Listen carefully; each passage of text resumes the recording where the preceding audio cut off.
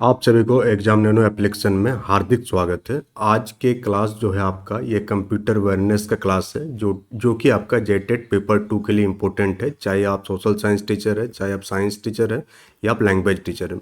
इसमें हम लोग top 30 moderate to easy level high yield MCQ question solve करवाएंगे आपको, जो कि आपको कंप्लीट सिलेबस का एक रिवीजन होगा।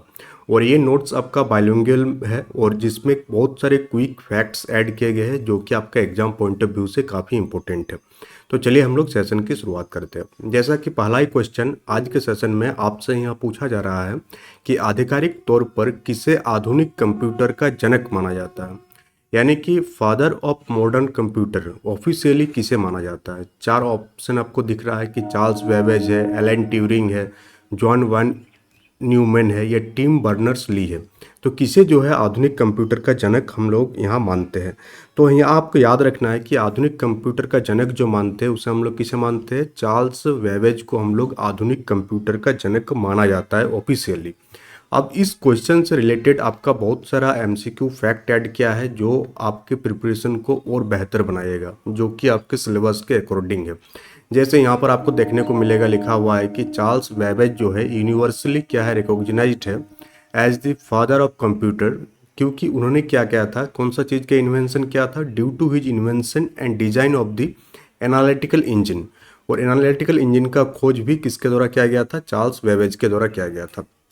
इसके साथ साथ कुछ इंपॉर्टेंट फैक्ट और याद रखना है, जैसे कि एलन ट्यूरिंग को हम लोग क्या कहते हैं, father of modern computer science. क्या कहते हैं, father of modern theoretical computer science. और साथ ही साथ जो आर्टिफिशियल इंटेलिजेंसी, इसका जनक भी हम लोग किसे मानते हैं, एलन ट्यूरिंग को ही हम लोग मानते हैं। साथ ही साथ आपको यहाँ और एक नाम याद रखना है कि लेडी एडा लवलेस को जो है दुनिया की पहली कंप्यूटर प्रोग्रामर माना जाता है। अगर टफ लेवल का क्वेश्चन पूछा जाएगा तो ये सारे जो एक्सप्लेनेशन आपको दिया गया है ये आपको बहुत ही ज़्यादा काम आएगा, क्योंकि ये सारे एक्सप्लेनेशन एकदम एग्जाम पॉइंट ऑफ व्यू से है। जैसे सेकंड क्वेश्चन आप देखेंगे तो यहाँ टॉपिक भी आपको लिखा हुआ मिलेगा देखने को कि ये कंप्यूटर मेमोरी वाला जो आपका टॉपिक है उसी से ये क्वेश्चन को क्रिएट किया गया है। और क्वेश्चन क्या है कि which of the following is an example, इनमें से कौन सा जो है नॉन वोलाटाइल मेमोरी का एग्जाम्पल है। तो टाइप्स ऑफ मेमोरी का जो थ्योरी वाला पोर्शन है वहाँ पर आप पढ़े होंगे डिटेल्स में। तो यहाँ पर आपका क्वेश्चंस में पूछा जा रहा है कि इनमें से कौन सा जो है नॉन वोलाटाइल मेमोरी का एग्जाम्पल है। जैसे कि रैम, तो यहाँ पर दो तीन चीज़ आप याद रखिएगा। रैम का फुल फॉर्म बहुत ही हाई चांसेस है कि आपके एग्जाम में पूछ लिया जाए कि रैम का फुल फॉर्म क्या होता है। तो रैम का फुल फॉर्म क्या होता है, रैंडम एक्सेस मेमोरी। पूछा जा सकता है आपका कि रोम का फुल फॉर्म क्या होता है। तो रोम का फुल फॉर्म क्या हो जाएगा आपका, रीड ओनली मेमोरी। ये बहुत बार मल्टीपल टाइम्स बहुत सारे एग्जाम में रैम एंड रोम का फुल फॉर्म पूछा जा चुका है। तो आपका एग्जाम में भी, जेटेट के एग्जाम में भी पूछे जाने की संभावना बहुत ही ज़्यादा है। अब इनमें से नॉन वोलाटाइल मेमोरी कौन सा है जिसे हम लोग चेंज नहीं कर सकते हैं। तो नॉन वोलाटाइल मेमोरी का जो एग्जाम्पल हो जाएगा वो क्या हो जाएगा आपका, रोम हो जाएगा। रीड ओनली मेमोरी जो है आपका एक नॉन वोलाटाइल मेमोरी का एग्जाम्पल है। अब इससे जुड़ा हुआ कुछ फैक्ट्स है जो एग्जाम पॉइंट ऑफ व्यू से इंपॉर्टेंट है, जो आपको याद रखना है कि पहला चीज़ कि रीड ओनली मेमोरी क्या होता है। तो रीड ओनली मेमोरी जो है आपका एक नॉन वोलाटाइल, जिसका मतलब होता है कि जैसे ही कंप्यूटर का पावर बंद हो जाएगा तो उसके बाद भी जो डेटा है वो कंप्यूटर में जो है परमानेंट रूप से क्या रहेगा, स्टोरेज रहेगा। तो ऐसा मेमोरी जो कंप्यूटर के स्विच ऑफ होने के बाद भी बना रहता है परमानेंटली, उसे हम लोग कहते हैं रोम, यानी कि रीड ओनली मेमोरी। तो यहाँ पर आपको याद रखना है रीड ओनली मेमोरी क्या होता है, नॉन वोलाटाइल होता है। साथ ही साथ स्विच ऑफ होने के बाद भी ये मेमोरी परमानेंटली कंप्यूटर में देखने को मिलता है। अब यहाँ पर कुछ स्टैटिक फैक्ट है जहाँ से एग्जाम में क्वेश्चन पूछा जा सकता है। तो पहला पॉइंट है कि रैम और जो कैश मेमोरी होती है ये वोलाटाइल होती है, यानी कि जैसे ही आपका पावर कट होगा तो ये डाटा लॉस हो जाती है। तो एग्जाम में पूछा जा सकता है कि कौन सा मेमोरी का पावर कट हो जाने से लॉस हो जाता है। तो आपको याद रखना है कि रैम और कैश मेमोरी जो है ये पावर कट होने से लॉस हो जाती है। साथ ही साथ रोम जो होती है, रोम कंप्यूटर को बूट करने के लिए जो बेसिक फर्मवेयर होता है, आवश्यक बेसिक फर्मवेयर होता है। या बायोस का फुल फॉर्म बहुत बार एग्जाम में पूछा जाता है कि बायोस का फुल फॉर्म क्या है। तो बायोस का फुल फॉर्म याद रखना है आपको, बेसिक इनपुट आउटपुट सिस्टम। क्या कहते हैं, बायोस का full form basic input output system.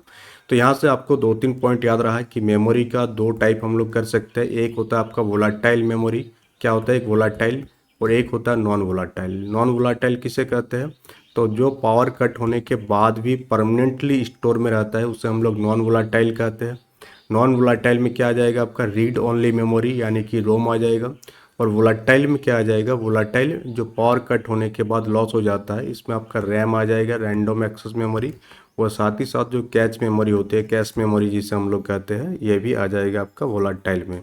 ठीक है, इसके अलावा मेमोरी को हम लोग प्राइमरी सेकेंडरी में भी कैटेगराइजेशन करते हैं, जो कि हम लोग आगे के क्वेश्चंस में देखेंगे। यहाँ क्वेश्चन नंबर 3 आपसे यहाँ पूछा जा रहा है कि विंडोज सिस्टम से किसी फाइल या फोल्डर को रिसाइकिल बिन में भेजे बिना स्थायी रूप से हटाने के लिए कौन सा शॉर्टकट की का इस्तेमाल करते हैं।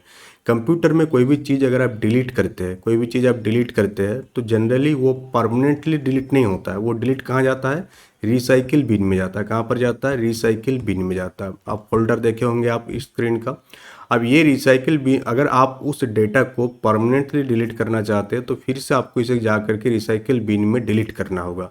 बट यहाँ क्वेश्चन पूछा जा रहा है कि परमानेंटली हम लोग डायरेक्टली डिलीट करना चाहते हैं फाइल को, वो फाइल रिसाइकिल बिन में ना जाए, तो उसके लिए हम लोग कौन सा शॉर्टकट की इस्तेमाल करेंगे। तो उसके लिए आपका शॉर्टकट की हो जाएगा, क्या हो जाएगा, उसके लिए जो आपका शॉर्टकट की हो जाएगा वो क्या हो जाएगा, शिफ्ट प्लस डिलीट। हम लोग इसके लिए शॉर्टकट की यूज करेंगे, शिफ्ट और डिलीट दोनों साथ हम लोग प्रेस करेंगे तो जो फाइल है वो डिलीट हो जाएगा और वो रिसाइकिल बिन में नहीं पहुंचेगा। अब कुछ इंपॉर्टेंट फैक्ट है जो एग्जाम पॉइंट ऑफ व्यू से इंपॉर्टेंट है, आपको याद रखना है कि पहला पॉइंट कि शिफ्ट प्लस डिलीट दबाने से रिसाइकिल बिन पूरी तरह से क्या हो जाता है, बाईपास हो जाता है, फाइल जो है सीधे आपका डिलीट हो जाता है। साथ ही साथ यहाँ पर और एक शॉर्टकट की है जो कि है आपका control plus shift plus ECS, जो सीधे विंडोज टास्क मैनेजर को खोलता है। क्वेश्चन में पूछा जा सकता है कि कौन सा शॉर्टकट की का इस्तेमाल करके हम लोग विंडो का जो टास्क मैनेजर है इसे हम लोग डायरेक्टली ओपन करते हैं। और बहुत सारे आसान आसान सा भी पूछा जा सकता है आपके एग्जाम में, जेटेट के एग्जाम में। जैसे अगर हम लोग सिलेक्ट ऑल करना चाहते हैं तो उसके लिए कौन सा शॉर्टकट की इस्तेमाल करेंगे, तो यहाँ कुछ लिख दे रहे हैं हम लोग। सिलेक्ट ऑल के लिए हम लोग क्या करेंगे, कंट्रोल प्लस A प्रेस करते हैं। अगर हम लोग को कॉपी करना है तो कौन सा शॉर्टकट की इस्तेमाल करते हैं, तो कॉपी करने के लिए हम लोग कंट्रोल प्लस C यूज करते हैं। अगर हम लोग को पेस्ट करना है तो कौन सा हम लोग शॉर्टकट की इस्तेमाल करेंगे, तो हम लोग पेस्ट के लिए कंट्रोल प्लस V जो है आपका शॉर्टकट की इस्तेमाल करेंगे। जो नोट्स आपको प्रोवाइड कराया गया है जेटेट का, कंप्यूटर साइंस का, उसको आप थोरली 2-3 बार रिवाइज कीजिएगा। आपका सारा क्वेश्चन बनने लगेगा एग्जाम में। 10 क्वेश्चन में 10 आप बना के आएंगे। और अगर आप जेटेट का तैयारी कर रहे हैं तो जेटेट का नोट्स आपको कहाँ पर मिल जाएगा, एग्जाम नैनो एप्लीकेशन को इंस्टॉल कीजिएगा तो वहाँ से आपको नोट्स देखने को मिलेगा। 3 कैटेगरी में नोट्स अवेलेबल है, जैसे कि आपका पेपर 1 हो गया, पेपर 2 हो गया, और एक है आपका कॉम्बो जो कि है आपका पेपर 1 प्लस पेपर 2। पेपर 1 का जो ऑफर प्राइस है वो आपका ₹299 में आपको देखने को मिलेगा। पेपर 2 में सोशल साइंस का है जो कि आपको 399 में देखने को मिलेगा। और अगर दोनों एक्सेस करते हैं आप तो 499 मिलेगा। यहाँ पर आपको नोट्स के अलावा टेस्ट सीरीज भी आपको प्रोवाइड कराया गया है उसी प्राइस में, और साथ ही साथ क्लासेस भी आपको देखने को मिलेगा जो पहले हो चुका है। यहाँ पर हम लोग बात करते हैं कि क्वेश्चन नंबर 4, और यहाँ आपसे पूछा जा रहा है कि निम्नलिखित में से कौन सा कंप्यूटर हार्डवेयर घटक कड़ाई से एक इनपुट डिवाइस के रूप में कार्य करता है, यानी कौन सा हार्डवेयर कंपोनेंट जो है एक इनपुट डिवाइस के रूप में काम करता है, ये पूछा जा रहा है। तो हम लोग देखे थे कि जो डिवाइस में एक इनपुट डिवाइस होता है, एक आउटपुट डिवाइस होता है। तो इनपुट डिवाइस का काम क्या होता है, कंप्यूटर को इंस्ट्रक्शन प्रोवाइड करना है। जब तक आप कंप्यूटर को इंस्ट्रक्शन नहीं देंगे, कंप्यूटर अपने आप से कुछ करने वाला नहीं है। तो जिस डिवाइस के माध्यम से हम लोग कंप्यूटर को इंस्ट्रक्शन देते हैं उसे हम लोग क्या कहते हैं, इनपुट डिवाइस कहते हैं। तो यहाँ पर आप देखेंगे मॉनिटर, मॉनिटर यानी कि जो कंप्यूटर स्क्रीन है, इसे हम लोग मॉनिटर के नाम से जानते हैं। तो कंप्यूटर स्क्रीन से जो है आप क्या देते हैं, अब आप बोलेंगे टच स्क्रीन है तो अलग बात है, बट यहाँ पर लिखा है कि स्ट्रिक्टली यानी कि एक ही टाइप का ये काम करेगा, बाकी कोई काम नहीं करेगा। तो कंप्यूटर स्क्रीन जो है आपका एक आउटपुट डिवाइस है जहाँ से आप चीज़ों को देख पा रहे हैं। अगर हम लोग बात करें यहाँ पर प्लॉटर, प्लॉटर भी आपका एक प्रिंटर के तौर पर काम करता है। प्रोजेक्टर में भी आप वीडियो फुटेज वगैरह देखते हैं, इमेज वगैरह देखते हैं, तो एक आउटपुट के तौर पर काम करता है। बट स्कैनर सिर्फ और सिर्फ इनपुट का काम करता है। कोई भी फाइल को हम लोग सॉफ्ट कॉपी में कन्वर्ट करने के लिए स्कैनर का इस्तेमाल करते हैं। तो यहाँ पर स्कैनर का काम आप याद रखिएगा, ये क्या करता है, हार्ड कॉपी को, कोई भी हार्ड कॉपी है जैसे आपका डॉक्यूमेंट्स वगैरह, इसको हम लोग PDF फाइल में, इमेज फाइल में कन्वर्ट करते हैं। तो यानी कि हार्ड कॉपी को सॉफ्ट कॉपी में कन्वर्ट करने की जो काम है वो स्कैनर के द्वारा किया जाता है। अब यहाँ पर कुछ इंपॉर्टेंट फैक्ट है जो एग्जाम पॉइंट ऑफ व्यू से काफ़ी इंपॉर्टेंट है, आपको याद रखना है कि स्कैनर जो है फिजिकल डॉक्यूमेंट फोटोज को क्या करता है, डिजिटल इमेज फॉर्मेट में कन्वर्ट करता है। साथ ही साथ जो मॉनिटर हो गया, प्लॉटर हो गया और प्रोजेक्टर हो गया, ये सारे क्या है, आपका आउटपुट डिवाइस है। प्लॉटर क्या होता है, एक स्पेशलाइज्ड ग्राफिक प्रिंटिंग डिवाइस होता है जो कि जो बिल्डिंग वगैरह का बड़ा बड़ा मैप को प्रिंट करने के लिए प्लॉटर का इस्तेमाल किया जाता है। और बार बार एग्जाम में पूछा जाता है कि प्लॉटर कैसा डिवाइस है, इनपुट डिवाइस है कि आउटपुट डिवाइस है। तो सेशन अच्छा लग रहा होगा तो सेशन को लाइक शेयर जरूर कीजिएगा, ताकि एक मोटिवेशन बना रहे डेली बेसिस पर इस टाइप के कंटेंट आप लोगों के लिए लाने के लिए। अब नेक्स्ट जो आपका टॉपिक है वो इंटरनेट एंड नेटवर्किंग टॉपिक से है, और यहाँ पर आपका क्वेश्चन पूछा जा रहा है कि URL का फुल फॉर्म क्या होता है। तो जैसे आप जैक के साइट में जाएंगे तो जैक का साइट का फुल फॉर्म क्या है, www.jacknic.com हो सकता है, .com हो सकता है। तो यहाँ पर जो ये चीज़ है इसी को हम लोग क्या कहते हैं, URL कहते हैं। और URL का फुल फॉर्म आपसे यहाँ पर पूछा जा रहा है। तो URL का जो फुल फॉर्म है वो क्या हो जाएगा, आपका यूनिफॉर्म रिसोर्स लोकेटर। ये बार बार मल्टीपल टाइम में बहुत सारे एग्जाम में पूछा गया है कि URL का फुल फॉर्म क्या होता है। तो URL का फुल फॉर्म आपको याद रखना है कि यूनिफॉर्म रिसोर्स लोकेटर जो है आपका URL का फुल फॉर्म होता है। अब यहाँ से जुड़ा हुआ कुछ इंपॉर्टेंट फैक्ट याद रखना है कि URL का इन्वेंशन यानी कि URL का खोज किसने किया था। तो सर टिम बर्नर्स ली के द्वारा 1994 में URL का इन्वेंशन किया गया था। अब URL में क्या होता है, एक प्रोटोकॉल आइडेंटिफायर होता है जिसे हम लोग HTTP या HTTPS के नाम से जानते हैं, और एक रिसोर्स डोमेन नेम होता है। तो जैसे यहाँ पर आप देखेंगे तो ये जो होती है आपका पूरा का पूरा URL है, और URL का फुल फॉर्म है, और इसको टिम बर्नर्स ली ने खोज किया था। और एक प्रोटोकॉल होता है जिसे HTTP हाइपर ट्रांसफर, HTTP का फुल फॉर्म भी बहुत बार एग्जाम में पूछा जाता है कि HTTP और HTTPS इन दोनों में क्या अंतर है। तो जहाँ पर S लगा रहेगा वो ज़्यादा सिक्योर होगा, और HTTP लगा रहेगा तो उतना ज़्यादा सिक्योर नहीं होगा। HTTP का फुल फॉर्म क्या है, तो हाइपर, ये भी एग्जाम में बार बार पूछा जाता है, हाइपर ट्रांसफर, ये टी का अभी याद नहीं आ रहा, आपको याद आएगा तो कमेंट बॉक्स में कमेंट करके लिखिएगा। और लास्ट में है प्रोटोकॉल, क्या है आपका लास्ट में है, प्रोटोकॉल।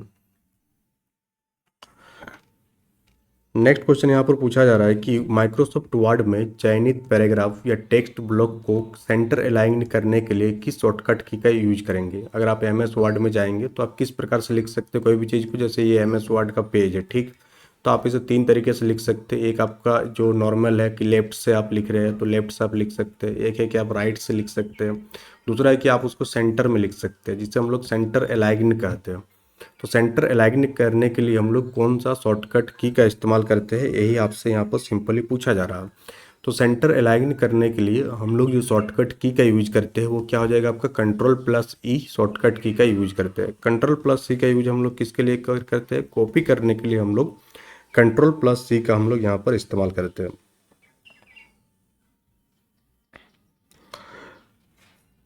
उसी टाइप से जैसे आपको लेफ्ट में अलाइन करना है, किधर करना, लेफ्ट साइड से लिखना है, तो हम लोग क्या करेंगे, हम लोग Ctrl+L को प्रेस करेंगे लेफ्ट अलाइन के लिए। किसके लिए है, लेफ्ट अलाइन करना है तो हम लोग Ctrl+C का इस्तेमाल करेंगे, ठीक।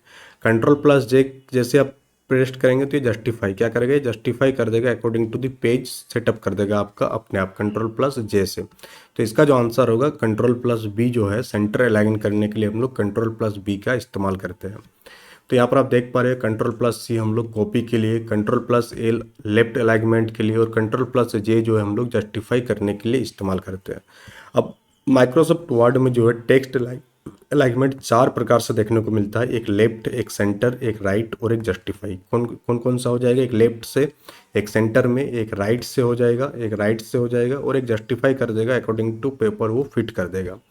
और Ctrl+R का जो यूज किया जाता है वो राइट अलाइनमेंट के लिए यूज किया जाता है।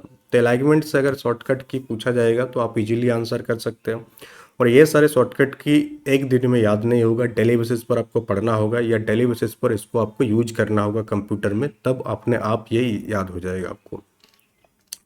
नेक्स्ट क्वेश्चन मेमोरी यूनिट से पूछा जा रहा है। बहुत ही बेसिक सा क्वेश्चन है और बहुत ही आसान सा क्वेश्चन है, जो कि आपका बार बार कंपटीशन एग्जाम में भी ये पूछा जाता है और जेटेट में भी पूछे जाने की बहुत ही संभावना है कि डेटा स्टोरेज में जो 1 बाइट होती है वो कितने बिट्स के बराबर होती है। तो आपको याद रखना है, जो बाइट है वो बिट्स से बना हुआ होता है और 1 बाइट में कितने बिट्स होता है, तो 1 बाइट में जो होती है आपका 8 बिट्स होता है, यानी 8 बिट्स समान कितना हो जाएगा, 1 बाइट। क्या हो जाएगा आपका, 1 बाइट हो जाएगा। ठीक, 1 बाइट हो जाएगा। 1024 बिट्स बराबर कितना हो जाएगा, तो ये हो जाएगा 1 किलोबाइट। क्या हो जाएगा, 1 किलोबाइट। बार बार एग्जाम में पूछा जाता है कि 1 किलोबाइट में कितना बिट्स होता है, तो 1 किलोबाइट में 1024 बिट्स होता है। और एक बाइट में कितना बिट्स होता है, तो एक बाइट में आपका 8 बिट्स हम लोगों को देखने को मिलता है। तो आपको याद रखना है कि बाइट जो है बेसिक यूनिट होता है डिजिटल इंफॉर्मेशन स्टोरेज का, जिसमें टोटल 8 बिट्स हम लोगों को देखने को मिलता है। एक सिंगल बिट जो है किस किस से बना होता है, 0 और 1 से बना होता है। वो 0 और 1 से ही सारा चीज़ें कंप्यूटर का फॉर्म होती है।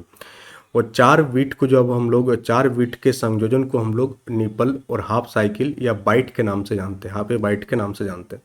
और 1 किलोबाइट में कितने बाइट्स होता है, 1024 बाइट्स हम लोगों को 1 किलोबाइट में देखने को मिलता है।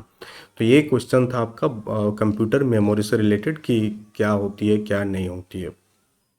कमेंट बॉक्स में कमेंट करके लिखिएगा कि एक एम बी कितना, 1 MB में कितना KB होता है। ये कमेंट बॉक्स में कमेंट करके बताना है। उसी टाइप से आपको बताना है कि 1 GB में आपका कितना MB होता है। ये बहुत थोड़ा आसान क्वेश्चन है और आपको पता भी होगा, और इसको आंसर करना है आपको कमेंट बॉक्स में।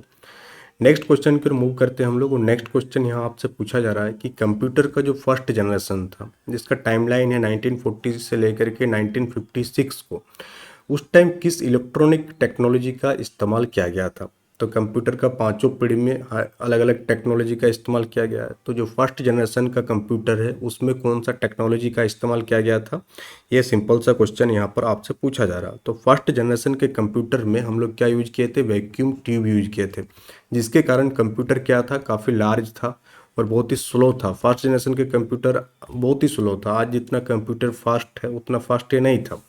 तो आपको याद रखना है कि फर्स्ट जनरेशन के कंप्यूटर में हम लोग क्या इस्तेमाल किए थे, वैक्यूम ट्यूब इस्तेमाल किए थे। अब यहाँ से कुछ इंपॉर्टेंट फैक्ट है जो एग्जाम पॉइंट ऑफ व्यू से काफ़ी इंपॉर्टेंट है। तो जैसे यहाँ पर आपको लिखा हुआ कि फर्स्ट जनरेशन कंप्यूटर जो है हैवीली वैक्यूम ट्यूब पर डिपेंडेबल था। साथ ही साथ ट्रांजिस्टर जो है सेकंड जनरेशन में हम लोग क्या इस्तेमाल किए थे, ट्रांजिस्टर का इस्तेमाल किए थे। किसका इस्तेमाल किए थे, ट्रांजिस्टर का। थर्ड जनरेशन में हम लोग क्या इस्तेमाल किए थे, तो आईसी यानी कि इंटीग्रेटेड सर्किट का इस्तेमाल हम लोग थर्ड जनरेशन में किए थे। फोर्थ जनरेशन में हम लोग क्या यूज किए थे, तो फोर्थ जनरेशन में हम लोग माइक्रो प्रोसेसर का इस्तेमाल किए थे। तो यहाँ से आपको क्या क्या पॉइंट याद रखना है कि जो फर्स्ट जनरेशन है, कौन सा जनरेशन है, फर्स्ट जनरेशन। फर्स्ट जनरेशन में हम लोग क्या इस्तेमाल किए, वैक्यूम ट्यूब का इस्तेमाल किए। सेकंड जनरेशन में हम लोग क्या इस्तेमाल किए, सेकंड जनरेशन में हम लोग ट्रांजिस्टर का इस्तेमाल किए। किसका इस्तेमाल किए, ट्रांजिस्टर का इस्तेमाल किए। थर्ड जनरेशन का अगर आपसे पूछ लिया जाए कि थर्ड जनरेशन में हम लोग क्या इस्तेमाल किए थे, तो थर्ड जनरेशन में हम लोग इंटीग्रेटेड सर्किट का यूज किए थे, आईसी चिप्स का यूज किए थे। फोर्थ जनरेशन में हम लोग क्या यूज किए थे, माइक्रो प्रोसेसर। किसका इस्तेमाल, माइक्रो प्रोसेसर। और फिफ्थ जनरेशन में ऐसा बोला जा रहा है कि एआई का इस्तेमाल होगा। ये सारी चीज़ों का यूज करके हम लोग फिफ्थ जनरेशन के कंप्यूटर को अभी भी बिल्ड कर ही रहे हैं। नेक्स्ट यहाँ पर पूछा जा रहा है कि निम्नलिखित में से कौन सा सॉफ्टवेयर जो है एक एप्लीकेशन सॉफ्टवेयर के बजाय सिस्टम सॉफ्टवेयर के रूप में कार्य करता है। तो सॉफ्टवेयर का अगर टाइप्स आप देखेंगे तो एक टाइप आता है एप्लीकेशन सॉफ्टवेयर और एक आता है सिस्टम सॉफ्टवेयर। जैसे सिंपल आप मोबाइल से समझिए कि आपके मोबाइल में जो व्हाट्सएप है वो आपका एप्लीकेशन सॉफ्टवेयर है, बट कंप्यूटर का जो मोबाइल का जो अपना सिस्टम है वो सिस्टम सॉफ्टवेयर है। सिंपल सा आसान सी भाषा में। तो यहाँ पर आप देखेंगे सिस्टम सॉफ्टवेयर के रूप में कौन कार्य करता है, ये आपसे पूछा जा रहा है। तो माइक्रोसॉफ्ट वर्ड क्या है, आपका एक एप्लीकेशन सॉफ्टवेयर है। क्यों, क्योंकि इससे हम लोग कुछ काम वगैरह करते हैं जो अब बाहर से आप डाउनलोड करते हैं, बाहर से आप इंस्टॉल करते हैं। तो माइक्रोसॉफ्ट वर्ड आपका एप्लीकेशन सॉफ्टवेयर का एग्जाम्पल हो जाएगा। एडोब फोटोशॉप ये भी आपका एक एप्लीकेशन है, तो ये आपका एप्लीकेशन सॉफ्टवेयर में आ जाएगा। गूगल क्रोम भी आप बाहर से क्या करते हैं, इंस्टॉल करते हैं, तो गूगल क्रोम भी आपका क्या आ जाएगा, आपका एप्लीकेशन सॉफ्टवेयर में ही आ जाएगा। बट आपका जो ऑपरेटिंग सिस्टम है, जैसे विंडोज़ 10 हो गया, विंडोज़ 11 हो गया, लाइनेक्स हो गया, ये सारे जो ऑपरेटिंग सिस्टम है ये किसका एग्जाम्पल है, ये सिस्टम सॉफ्टवेयर का एग्जाम्पल है। इसके बिना सिस्टम रन नहीं कर सकता, क्या कर सकता, रन नहीं कर सकता। बट एप्लीकेशन के बिना कोई लैपटॉप हो गया, कोई मोबाइल है, आराम से चल सकता है। तो ऑपरेटिंग सिस्टम जो है आपका एग्जाम्पल है किसका, सिस्टम सॉफ्टवेयर का। यहाँ पर आप देख पा रहे होंगे कि एप्लीकेशन सॉफ्टवेयर को डिजाइन किया जाता है स्पेसिफिक यूजर ओरिएंटेड टास्क के लिए। जैसे व्हाट्सएप का इस्तेमाल क्या आप डॉक्यूमेंट्स बनाने के लिए करते हैं, नहीं करते हैं ना। व्हाट्सएप का एक स्पेशल काम है कि उससे आप मैसेज भेज सकते हैं। एमएस वर्ड का काम क्या है, डॉक्यूमेंट बनाना काम हो गया। तो ये सारे जितने भी एप्लीकेशन है इसको एक स्पेसिफिक यूजर ओरिएंटेड टास्क के लिए बनाया जाता है। अब ऑपरेटिंग सिस्टम को हम लोग सिस्टम सॉफ्टवेयर के रूप में क्लासिफाई करते हैं, क्योंकि ये कंप्यूटर का जो इंटरनल हार्डवेयर एग्जीक्यूशन है उसको क्या करता है, परफॉर्म करता है। बिना ऑपरेटिंग सिस्टम का आपका कंप्यूटर चलेगा ही नहीं है। साथ ही साथ आपको याद रखना है कि जो डिवाइस ड्राइवर हो गया और यूटिलिटी टूल्स हो गया, ये सारे भी सिस्टम सॉफ्टवेयर की कैटेगरी में ही काउंट किया जाता है। तो मूव करते हैं हम लोग क्वेश्चन नंबर 10 की ओर। और क्वेश्चन नंबर 10 आपका काफ़ी इंपॉर्टेंट है। जितने भी क्वेश्चन आपको देखने को मिला है बेसिक क्वेश्चन है, बट क्वेश्चन में गहराई है, डेप्थ है, क्वेश्चन पूछा जा सकता है। और कोई किसी न किसी एग्जाम में ये क्वेश्चन पूछा जा चुका है। कोई भी सेशन अगर हम लोग लेके आते हैं क्लास यूट्यूब में, तो आप ये सारे सेशन में जितने भी क्वेश्चंस आपको देखने को मिलता है ये PYQ होता है, किसी न किसी एग्जाम में ये पूछा जा चुका है। और जब पूछा जा चुका है तो इम्पोर्टेंट कैटेगरी में आ जाता है, उसी का पूछे जाने की संभावना सबसे ज़्यादा हो जाता है। ऐसा नहीं कि कोई भी क्वेश्चन उठा करके आपको दे दिए और आपका टाइम ख़राब कर दिए, ऐसा कोई मकसद नहीं है। आप देख पाएंगे कि जो वीडियोज़ हम बनाते हैं बहुत ही रेयर वीडियोज़ बनाते हैं, बट क्वालिटी आपको देखने को मिलता है। और जैसे कि आप सभी को पता है कि काफ़ी लंबे टाइम से कन्फ्यूजन में था कि जेटेट होगा कि नहीं होगा, तो बीच में हम जेटेट का कंटेंट जो है वो बनाना छोड़ दिए थे और KVS का क्लास करवाए थे, EMRS का क्लास करवाए थे। आप देख पा रहे हैं, प्ले लिस्ट में जाएंगे तो आप देखेंगे कि उन सारे क्लासेस में बच्चे काफ़ी भर के एडमिशन भी लिए थे और साथ ही साथ जो है इंटरेस्ट भी दिखाए थे, लाइक शेयर वगैरह करते थे। और हम यही चीज़ उम्मीद करते हैं आप लोगों से भी कि अब से जो है आपको जेटेट का कंटेंट जो है वो रेगुलर देखने को मिलेगा। टॉप लेवल का, नॉच लेवल का कंटेंट आपको देखने को मिलेगा जो एग्जाम ओरिएंटेड होगा। तो आप भी सेशन को लाइक कीजिएगा, अपने दोस्तों के बीच शेयर कीजिएगा। और साथ ही साथ हम लोगों का जितने भी ग्रुप्स है, जैसे टेलीग्राम चैनल आपको देखने को मिलेगा, टेलीग्राम ग्रुप है, ताकि आप डिस्कस कर पाए जेटेट को लेकर के। तो ये सारे का लिंक जो है आपका डिस्क्रिप्शन बॉक्स में दिया हुआ है। और आपको नोट्स वगैरह के लिए आपको एक ही ऑप्शन है कि आप जेटेट का जो एग्जाम नैनो का जो एप्लीकेशन है इसे आप डाउनलोड कर ले, वहाँ से आपको सारे नोट्स आपको प्रोवाइड हो जाएगा। बहुत ही मिनिमल फी में आप नोट्स को एक्सेस कर सकते हैं। आपका एग्ज़ाम जो है बहुत ही जल्द होने के चांसेस है अब, क्योंकि सारी चीज़ें क्लियर हो ही गया है। तो एग्ज़ाम आपको देखने को मिल जाएगा जुलाई अगस्त के महीना में। तो 1-2 महीना में आप आसानी से तैयारी कर सकते हैं। वो जेटेट को हल्के में ना ले। आप अगर ऐसा सोच रहे हैं कि क्वेश्चन बहुत ही आसान पूछा जाएगा, तो ऐसा नहीं होगा। आप वहाँ देखेंगे कि बहुत सारे बच्चे जेटेट क्वालिफाई नहीं कर पाते हैं। और ये सीटेट नहीं है कि हर 6 महीना में आपको देखने को मिल जाएगा। 10 साल 12 साल बाद एग्ज़ाम होता है और इसके बाद आपका टीचर रिक्वायरमेंट भी देखने को मिलेगा। तो इस चीज़ों को ध्यान में रखते हुए जेटेट को सीरियसली ले, बहुत ही बढ़िया से पढ़े, कहीं से भी पढ़े बट बढ़िया से, ताकि फर्स्ट अटेम्प्ट में आपका जेटेट क्लियर हो जाए। तो यहाँ पर आपका एक क्वेश्चन पूछा जा रहा है कि जब आप ईमेल भेजते हैं किसी को, तो वहाँ पर आपको ऑप्शन दिखेगा। जैसे यहाँ पर एक ऑप्शन दिखेगा 2 का दिखेगा, यानी जहाँ इस मेल ID पर भेजेंगे तो उस व्यक्ति को चला जाएगा जिसको आपको भेजना है। फिर आपको एक CC का दिखता है और एक BCC का दिखता है। तो यहाँ क्या क्या मतलब है CC का और BCC का। तो जो CC का मतलब होता है उसे कहते हैं हम लोग कार्बन कॉपी। क्या कहते हैं उसे हम लोग, कार्बन कॉपी। कार्बन कॉपी का मतलब क्या होता है कि जिसको आप भेजे हैं उसके अलावा और किसी को आप भेजना चाहते हैं। जैसे आप प्रिंसिपल को भेजे हैं लीव के एप्लीकेशन के लिए, वो आप चाहते हैं कि आपका कलीग भी उस मेल में रहे, तो आप किस में डाल देंगे, कार्बन कॉपी में डाल देंगे। तो इससे क्या हो जाएगा, जो प्रिंसिपल है वो देख पाएगा कि आप और किसको इस मेल को भेजे हैं। कार्बन कॉपी में जो भी ID आप डालेंगे, मेल ID, दोनों व्यक्ति एक दूसरे को देख सकते हैं कि 2 वाले को भी देख सकते हैं और कार्बन कॉपी वाले को भी देख सकते हैं। बट आप चाहते हैं कि एक दूसरे को ये देख ना पाए, तो आप वहाँ पर कहाँ डाल देंगे, BCC में डाल देंगे। और BCC का फुल फॉर्म क्या होता है, ब्लाइंड कार्बन कॉपी होता है। यहाँ पर जो भी मेल ID डालेंगे, ये मेल ID वाला 2 वाले को नहीं देख सकता है, साथ ही 2 वाले जो है आपको BCC में जो मेल ID आप डाले हैं उसे नहीं देख सकते हैं। तो इस टाइप से मेल को भेजा जाता है। जैसे लार्ज अमाउंट में मेल भेजा जाता है कि आज एग्जाम है, तो वहाँ पर क्या डाला जाता है, BCC में डाला जाता है। कहाँ डाला जाता है, यहाँ पर BCC में डाला जाता है। अब हम लोग यहाँ पर डिटेल्स आपको बता दिए कि CC stand for carbon copy, और यहाँ पर एक फुल फॉर्म बार बार एग्जाम में पूछा जाता है कि एसएमटीपी का फुल फॉर्म क्या होता है। तो सिंपल मेल ट्रांसफ़र प्रोटोकॉल क्या होता है? Simple mail transfer protocol. अब ये याद आया कि जो एचटीटीपी आपसे पूछे थे कि एचटीटीपी का फुल फॉर्म क्या होती है, तो यहाँ पर आप लिख लीजिए। अब याद आ गया, उस टाइम याद नहीं आ रहा था। तो हाइपर टेक्स्ट क्या हो जाएगा? Hyper text transfer protocol. तो ऐसा बहुत बार होगा आपको कि बहुत ज़्यादा इन्फॉर्मेशन जब आपके दिमाग में हो बहुत सारा सब्जेक्ट का, तो कन्फ्यूजन क्रिएट हो सकता है आपको। तो और बाद में वो चीज़ आपको याद आ सकता है। Just a minute. Transfer protocol. तो यहाँ पर आपको सारा चीज़ क्लियर हो गया। तो एचटीटीपी का फुल फॉर्म क्या होता है और एसएमटीपी का फुल फॉर्म क्या होता है? तो एसएमटीपी का फुल फॉर्म क्या हो जाएगा आपका? Simple mail transfer protocol. आप देख पा रहे हैं कि एक क्वेश्चन आपको करवा रहे हैं और इसके अलावा भी बहुत सारी चीज़ें जानकारी आपको कंप्यूटर से रिलेटेड देखने को मिल रहा है। नेक्स्ट आपका माइक्रोसॉफ्ट पावर पॉइंट से पूछा जा रहा है। तो माइक्रोसॉफ्ट पावर पॉइंट से हम लोग क्या बनाते हैं? पहला पॉइंट आप याद रखिएगा कि इससे हम लोग प्रेजेंटेशन बनाते हैं। जैसे ये प्रेजेंटेशन आपको दिख रहा है, ये एमएस पीपीटी का बना हुआ है, और इसका जो शॉर्टकट की इसका जो एक्सटेंशन होता है कोई भी फाइल का, तो वहाँ पर आपको क्या देखने को मिलेगा? पीपीटी आपको देखने को मिलेगा। क्या देखने को मिलेगा? पीपीटी एक्सटेंशन होता है। अब यहाँ पर आपको देखने क्वेश्चन क्या पूछा जा रहा है कि माइक्रोसॉफ्ट पावर पॉइंट में बिल्कुल पहली स्लाइड से स्लाइड शो प्रेजेंटेशन शुरू करने के लिए कौन सा शॉर्टकट की का इस्तेमाल करते हैं? जैसे यहाँ पर क्वेश्चन नंबर 11 है ये, और पेज नंबर कितना? 22 है। आप चाहते हैं कि शुरू से ये स्लाइड स्टार्ट हो जाए, तो आप कौन सा शॉर्टकट की हम लोग यहाँ पर इस्तेमाल करेंगे? तो शुरू से इस्तेमाल करने के लिए हम लोग जो शॉर्टकट की इस्तेमाल करते हैं उसे हम लोग किस नाम से जानते हैं? उसे हम लोग कहते हैं F5। क्या कहते हैं? माइक्रोसॉफ्ट पावर पॉइंट में आप जाएंगे और F5 की अगर आप प्रेस करेंगे तो जो प्रेजेंटेशन है वो फर्स्ट पेज से स्टार्ट हो जाएगा। कहाँ से स्टार्ट हो जाएगा? फर्स्ट पेज से आपका स्टार्ट हो जाएगा। अब जो फंक्शन की होता है, टोटल नंबर ऑफ फंक्शन की कितना होता है आपसे पूछा जा सकता है एग्जाम में कि जो फंक्शन की है इसकी संख्या कितना होता है? तो फंक्शन की का जो संख्या होता है ये 12 होता है। कितना होता है? 12। कहाँ से कहाँ देखने को मिलेगा? F1 से लेकर के F12 तक का फंक्शन की आपको यहाँ पर देखने को मिलेगा। फंक्शन की का स्पेशल काम होता है, अलग अलग कामों के लिए हम लोग फंक्शन की का इस्तेमाल करते हैं तुरंत काम को करने के लिए।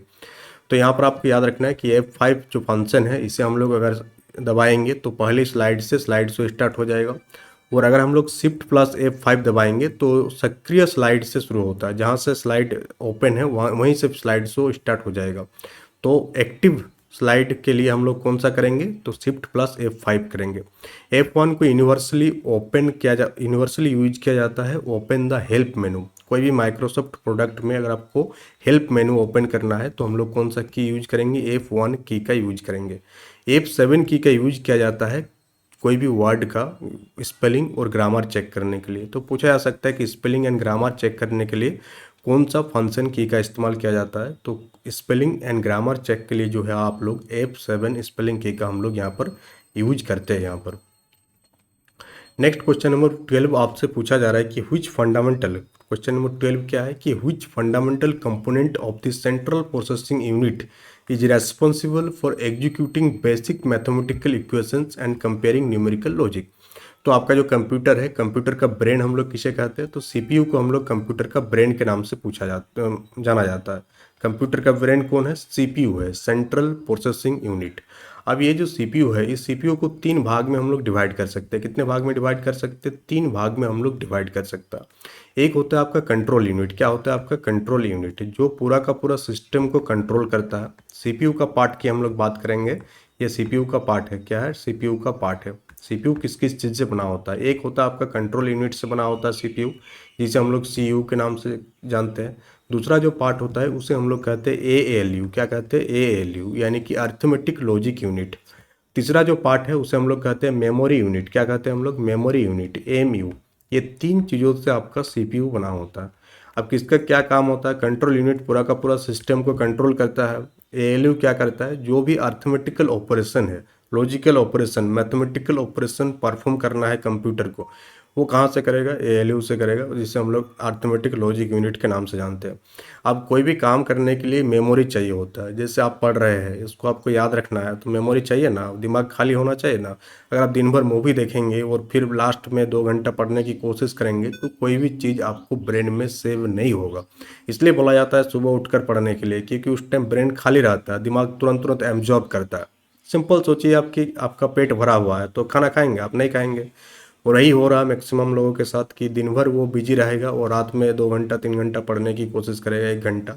आप पढ़ भी लेंगे तो उससे कोई बेनिफिट नहीं होने वाला है अगर आप दिन भर नहीं पढ़ रहे तो यहाँ पर आप पूछा जा रहा था कि mathematical equations and comparing numerical logic के लिए एएलयू का इस्तेमाल किया जाता है। अब बहुत कोई बोलेगा कि रात में बहुत कोई पढ़ता है टॉपर वगैरह, तो दिन में वो सोते हैं, मूवी नहीं देखता है, ठीक है। तो इस चीज़ को यहाँ पर याद रखना है।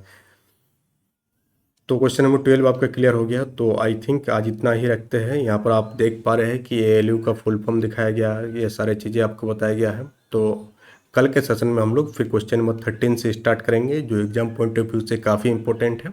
और सेशन बहुत ज़्यादा लंबा होने से कोई बेनिफिट नहीं है। मुझे पता है कि सबका कितना पावर रहता है, तो 10 से 12 क्वेश्चन डेली बेसिस पर आप कंप्यूटर में अगर करेंगे तो मोर देन इनफ है। और इसके बाद और भी सेशंस आपको अपलोडेड हो जाएगा, देखने को मिलेगा आपको डेली बेसिस पर। और आज का ये जो प्रेजेंटेशन है ये कैसा लगा, कमेंट बॉक्स में कमेंट करके बताइएगा कि जो पहले वाला फॉर्मेट था वो बढ़िया था कि अभी ये जो फॉर्मेट आपको देखने को मिल रहा है ये बढ़िया है। तो उसी फॉर्मेट में हम लोग जो है कंटिन्यू करेंगे आगे के सेशंस को। और साथ ही झारखंड में जो है कक्षपाल भर्ती का भी वैकेंसी रिलीज कर दिया गया है, उसका भी सिलेबस को डिस्कस करेंगे आज। तो वहाँ पर हम लोग देखेंगे कि कौन कौन सा चीज़ एग्जामिनरों की तरफ से जो है प्रोवाइड कराया जाएगा जो आपको एग्ज़ाम के लिए हेल्पफुल होगा। तो चलिए हम लोग मिलते हैं नेक्स्ट सेशन में। Thank you for attending the session.